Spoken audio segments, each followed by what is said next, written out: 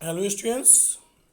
Students, now we are going to read the first chapter of class 12 NCERT pattern, which has been composed by a great poet, poetess Kamla Das, who was born in Malabar, Kerala, 1934, and she was dead 31st May 2009 in a private hospital, Pune. But the students about her death, the history is not given in this chapter, so I told you already in the starting of the video. And students, just remember this: before starting the video, we have to learn about a unique point which was given by the poetess Kamla Das. The point is that aging is a natural process. Have you ever thought what you already parents expect from us? Student, in this point, the poet is actually trying to mention us about the real factor of natural aging factor. Students, just start the full in the explanation with this point. Okay, let's start. Aging is a natural process. Have you ever thought what our already parents expect from us? तो इसमें कमला जी कहती हैं ageing is a natural process. जो ageing है, उम्र बढ़ना, वो एक नेचुरल प्रोसेस है, वो होना ही होना है। तो एज तो बढ़ेगी।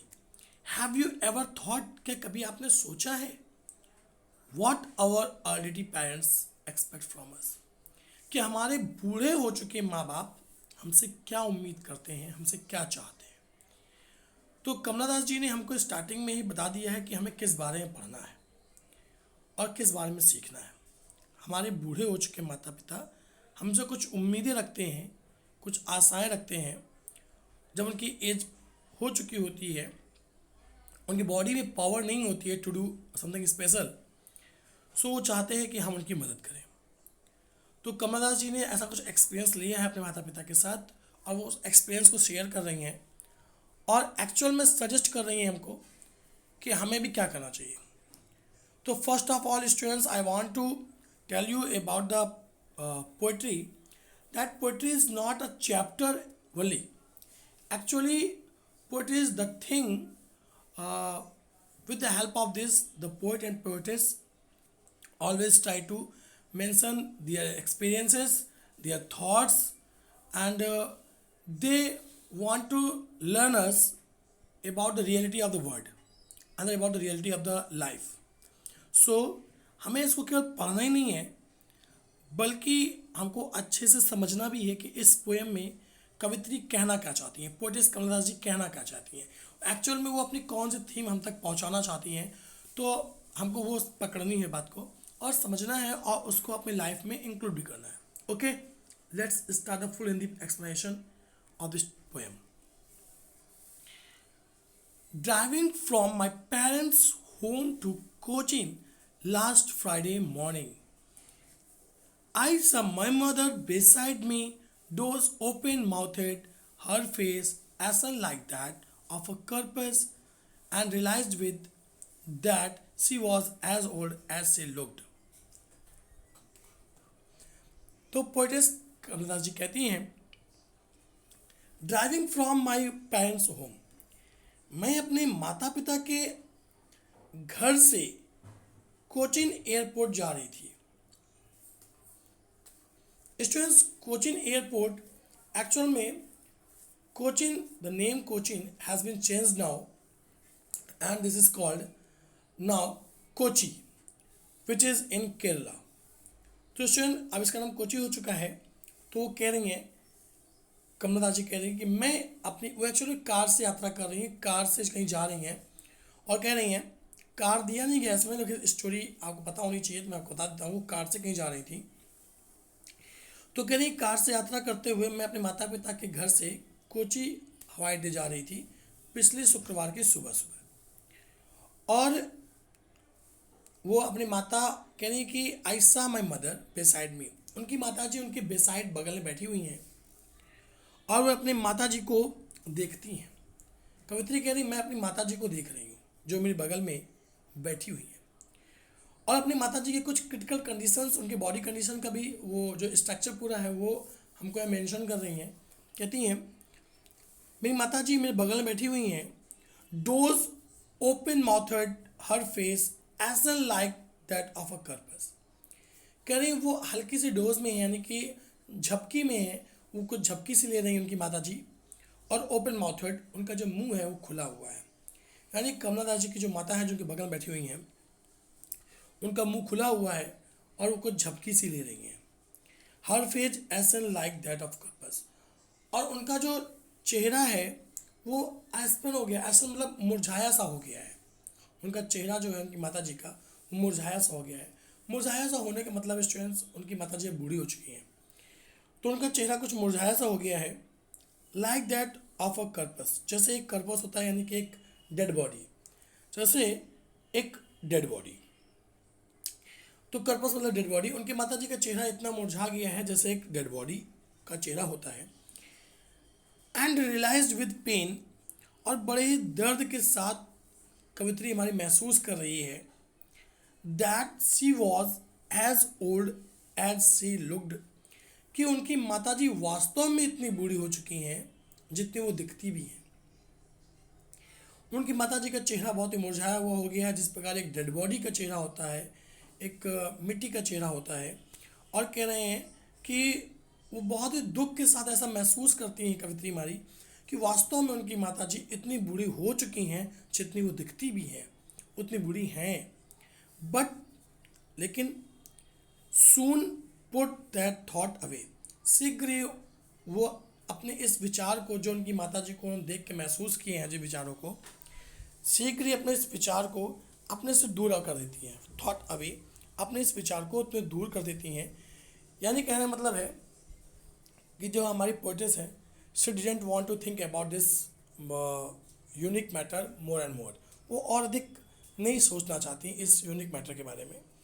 एक्चुअल में ये मैटर उनको पेन फील करा रहा है इसलिए। बट तो कह रही मैंने उसको दूर कर दिया इस विचार को, but soon put that thought away, मैंने इस विचार को दूर कर दिया, इस विचार के बारे में सोचना बंद कर दिया।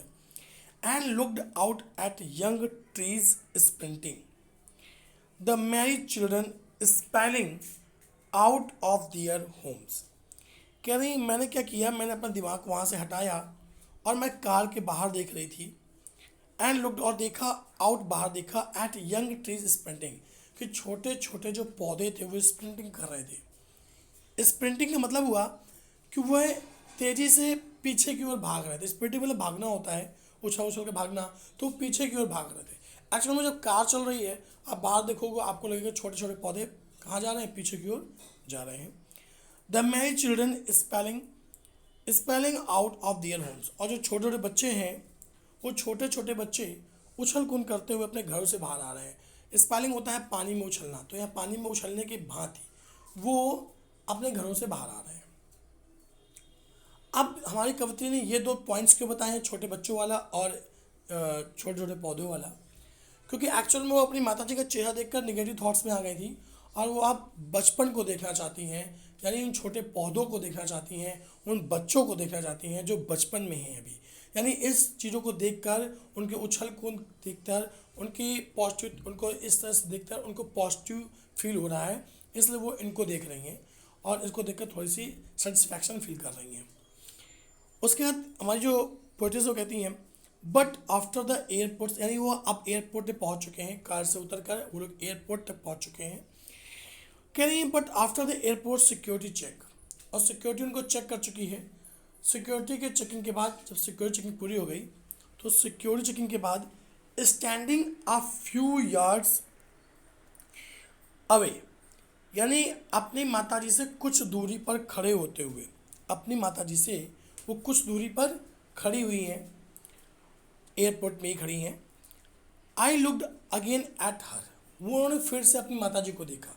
यानी अभी कुछ देर पहले उन्होंने इन विचारों को हटा दिया था कि मैं इस विचार में नहीं सोचूंगी, माताजी बूढ़ी हो गई हैं, लेकिन उनका मन नहीं मान रहा है। वो वापस से अपनी माताजी को देखती हैं। Wan pale as a late winter spoon, और वो कंपैरिजन कर रही हैं अब कि उनके जो माता जी का जो चेहरा है वो वैन वैन हो गया है, पेल हो गया है। वैन मतलब हो गया कि जिसमें झुर्रियाँ पड़ जाती हैं, जिसमें लालिमा गायब हो जाती है, ऐसा चेहरा। और पेल पीला पड़ चुका है। एज आ लेट विंटर्स मून, जैसे कि सर्दियों में बहुत लेट मतलब बहुत देरी से निकलने वाला चंद्रमा। देरी मतलब वो शाम को देर निकलने वाला नहीं, मतलब जब सर्दियाँ गहरी हो जाती हैं, सर्दियाँ बहुत तेज़ हो जाती हैं, तो लेट विंटर्स बहुत ज़्यादा पुराना विंटर जब हो जाता है, काफ़ी पूरा सर्दियों काफ़ी टाइम हो जाता है, और तब जो चंद्रमा निकलता है रात के समय, तो कैसा हो जाता है, यानी कि काफ़ी कड़क सर्दी के मौसम में, लेट विंटर काफ़ी कड़क सर्दी के मौसम में चंद्रमा बहुत ही जब आसमान पे दिखता है तो वो साफ या क्लियर नहीं दिखता, एकदम वाइट नहीं दिखता है, उसमें वो धब्बे से पड़े होते हैं, यानी वो चंद्रमा बूढ़ा हो चुका होता है। और ऐसे मौसम को बोलते हैं बूढ़ा चंद्रमा है। तो बूढ़ा चंद्रमा हो गया, अब चंद्रमा में लालिमा गायब हो चुकी है। तो वो अपनी माता जी के चेहरे की कंपैरिजन कर रही हैं उस विंटर के मून से जो लेट नाइट निकला हुआ है और बूढ़ा हो चुका है। पहले उन्होंने कंपैरिजन किया था अपनी माता जी के एक डेड बॉडी से, और अब कंपैरिजन कर रही हैं वो बूढ़े हो चुके चंद्रमा से सर्दियों के मौसम में। तो स्टूडेंट्स याद रखना, इस तरह क्वेश्चन पूछता है कि उन्होंने कमला जी ने अपनी माता के चेहरे की किन किन से कंपैरिजन तुलना की थी, तो वो हमको बताना पड़ेगा।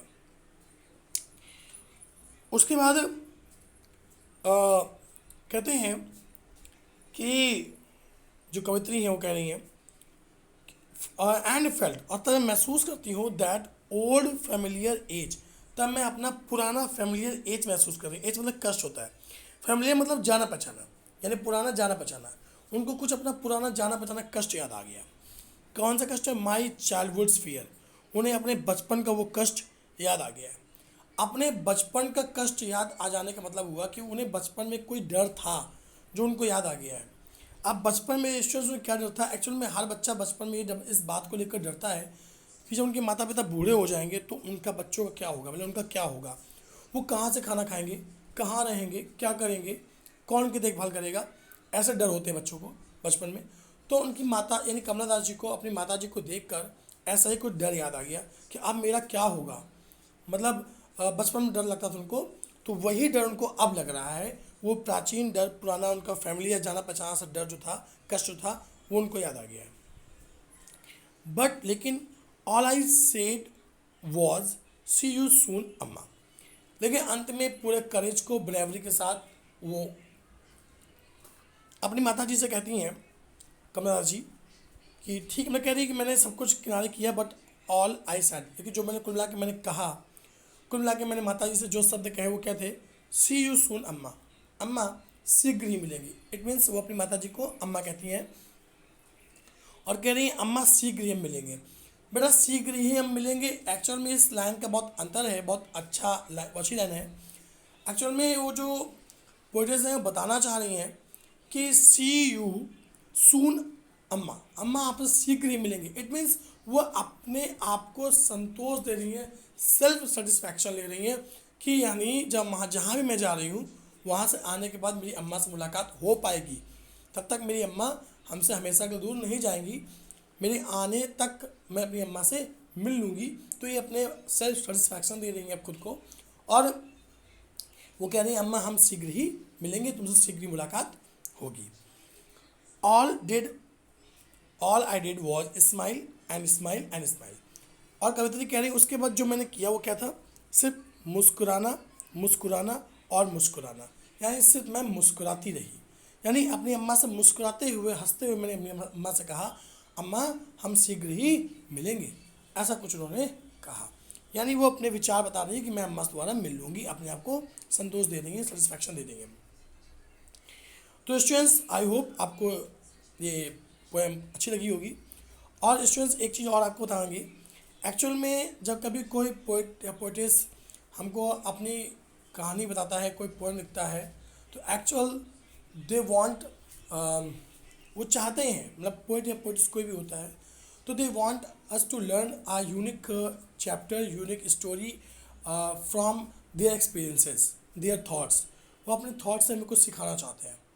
तो इस पोएम को, ये कोई भी पोएम को स्टूडेंट्स हमें सिर्फ पोएम समझकर नहीं पढ़ना है, मैंने स्टार्टिंग में बताया फिर बता रहा हूँ, हमें ये समझना है कि इस पोएम में कोई थॉट्स है, कोई एक्सपीरियंस है, कुछ नॉलेज है जो हमको पोइट और पोइटिस देना चाहते हैं। उनको हमें ऑब्जर्व करना है, अपनी लाइफ में यूज़ करना है। और ये जो पोएम है जो ये माता पिता के लिए थी, तो ऐसा कुछ है कि माता पिता एक एज के बाद हमसे कुछ एक्सपेक्ट करते हैं और हमें उनके एक्सेप्टेंसेस में खड़ा उतरना है और उनको समझना है। एक एज के बाद उनको हमारी ज़रूरत होती है और इस चीज़ को हमें समझना चाहिए। केवल पोएम को इस बेस पे नहीं पढ़ना होता है कि एक्सप्लेनेशन आएगा, इसका इसका सेंट्रल आइडिया आएगा और ये हमारे एग्ज़ाम में आएगा, इससे मार्क्स मिलेंगे। केवल मार्क्स लेने के लिए चक्कर में मत पड़ो आप लोग। मार्क्स तो अच्छी जगह है, ठीक है, अपनी जगह ठीक है, लेकिन पोएम का जो मेन मोटो है वो इसलिए है कि हमें कुछ समझा सकें, कुछ पोइट और पोइट्स हमें कुछ बता सकें, रियलिटी ऑफ द लाइफ बता सकें। तो हमको अपनी लाइफ में इसको उतारना है, अपने इसको जो पोएम में जो लाइन्स है वो ऑब्जर्व करनी है। ओके।